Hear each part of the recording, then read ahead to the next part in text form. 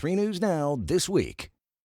38-year-old Jacob Gardner, the bar owner charged in the killing of 22-year-old James Scurlock, was found dead on Sunday afternoon in front of a medical clinic in Hillsboro, Oregon, according to the Hillsboro Police Department. His attorney, Stu Dornan, says Gardner was returning back to Omaha from Northern California to face the charges. Dornan spent much of the news conference defending Gardner.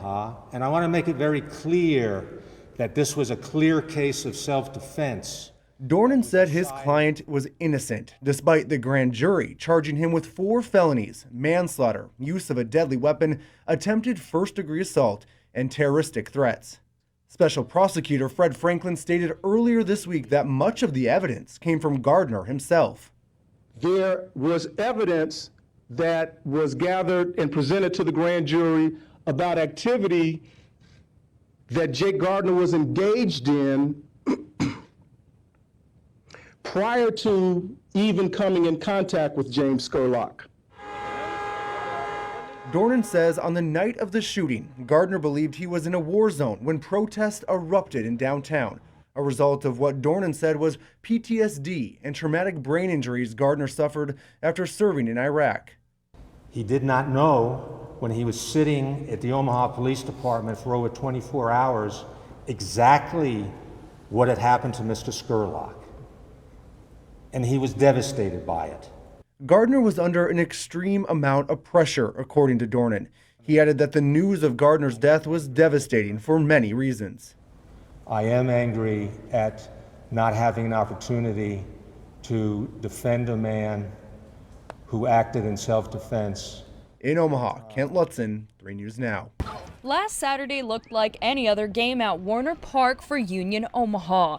But this game came with some controversy. We feel really bad, of course, about the way it all went down. Everyone involved does. During the game, there was miscommunication about what noisemakers are and are not allowed to be used at games by security. Previous Union Omaha policy was that no noisemakers are allowed during the games at all.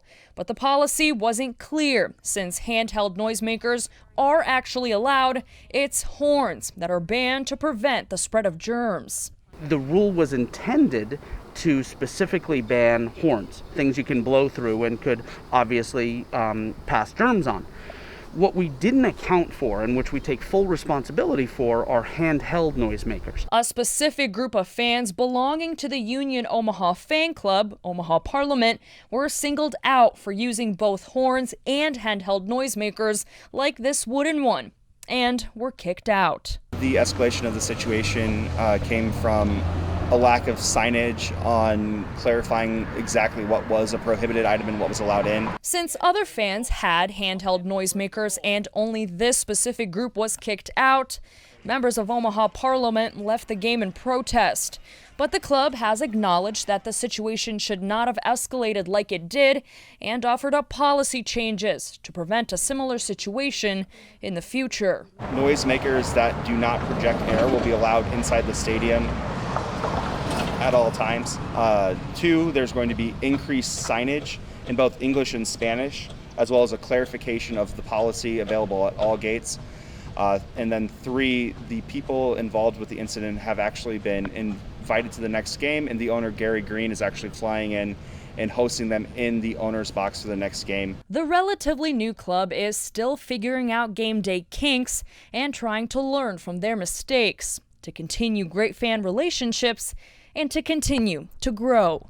Reporting in Papillion, Rudolph Sinaida, 3 News Now. Officers found a dead body in the roadway near 1005 Gallup Drive just past midnight on Saturday. 20-year-old Ruby Wright has been identified as the victim. OPD traffic and homicide units are investigating. If you have any information, contact Omaha Crime Stoppers. Today, Special Prosecutor Fred Franklin described the fateful events of what happened that night in the Old Market on May 30th. He also described evidence found on Gardner's phone and how that relates to Nebraska self-defense laws. Special Prosecutor Fred Franklin stated that evidence showed that Gardner's actions did not fall under Nebraska self-defense laws. He stayed inside of his business while it was being vandalized in the hopes of executing another plan. That other plan, Franklin says, was to cause serious harm to looters.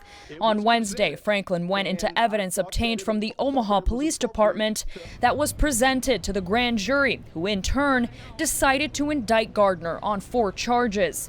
Franklin said on the night of Scurlock's death, Gardner was inside his business with the lights off, quote, waiting on a looter to come in so he could light them up, end quote. He was in there with firearms, including a shotgun and 3 handguns. Franklin then went into what could have caused Gardner to take violent action and cited a tweet President Trump sent out a day before the shooting. Donald John Trump tweeted, "When the looting starts, the shooting starts." And the evidence is significant in terms of Jake Gardner's affinity for the president. Franklin also went into detail on evidence found on Gardner's phone. One of the things that was on there was a communication concerning whether or not the field of fire from inside the hive going outside was clear. The special prosecutor stated that Gardner was opposed to the protests and why they were taking place. And when Gardner stepped outside of his business to confront looters breaking windows, he stepped outside with his weapon. You would imagine that he emerged from that business with some anger about what had happened.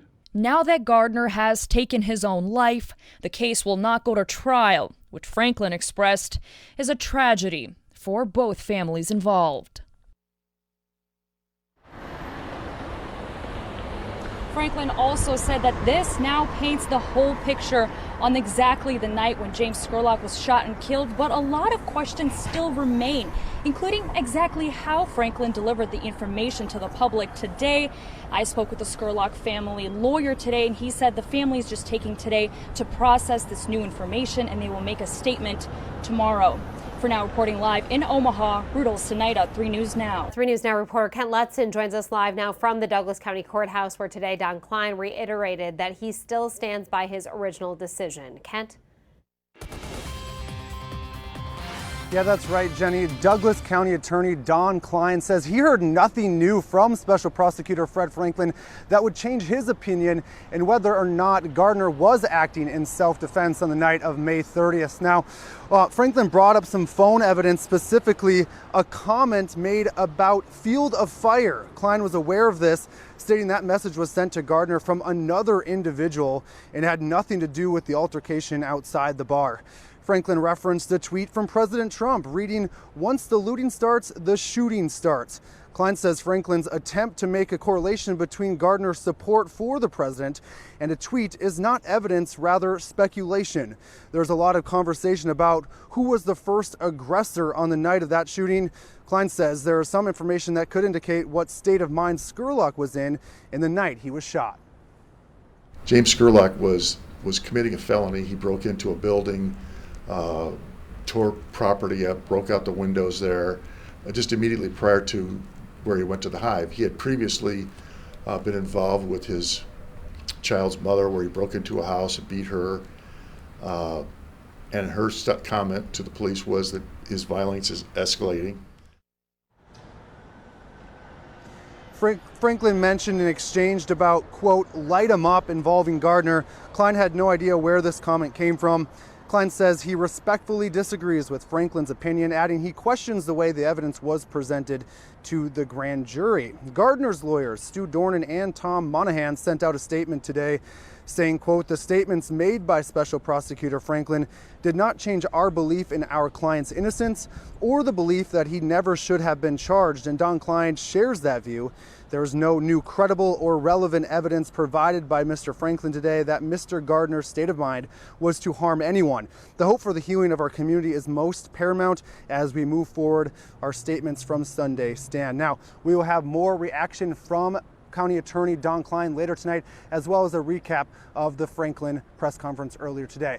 Reporting live in Omaha, I'm Kent Lutzen, 3 News Now. Our phased approach for returning to in-person learning began last week. Last week, the Omaha Public School District announced they will be opening their doors under a family 3-2 model, still leaving remote learning as an option. Dr. Cheryl Logan says families can make that choice. 17% of our total student population have selected the remote option. School board member Ben Perlman says the COVID-19 numbers in Douglas County and the state of Nebraska are high compared to much larger states. Orange County, California's got 3.5 million people. They're doing about 100 cases a day. New York City had about 200 cases today. They got 8.5 million people in New York City. Nebraska Department of Health and Human Services reports the state's positivity rate sits at 9.6%, compared to the much larger state of New York that sits at just 1%. Others at Monday's meeting say the plan to reopen is far too soon, adding the brunt of a family 3-2 model falls on teachers. Can we stop saying that it's safe? Because teachers are largely overeducated nerds and we read too much. And when we're told things that we can plainly see are not the case, it insults all of us. Teachers are in fear for their own lives and the lives of those who they care for. I might very well die of COVID if I catch it from my significant other. So might his grandmother and his sister. You assert that you care. I feel you do not. Dr. Logan says the district has spent the last 7 months monitoring health conditions in the Omaha area to position themselves in a safe manner to open school back up. She adds that there are certain criteria that need to be met to slow the spread of the virus. A few weeks ago, we outlined specific non-negotiable guidelines for learning going forward. This includes face coverings, social distancing, and maintaining remote learning options that keep student and teachers connections intact. In Omaha, Kent Lutzen, 3 News Now. Stay connected at 3newsnow.com.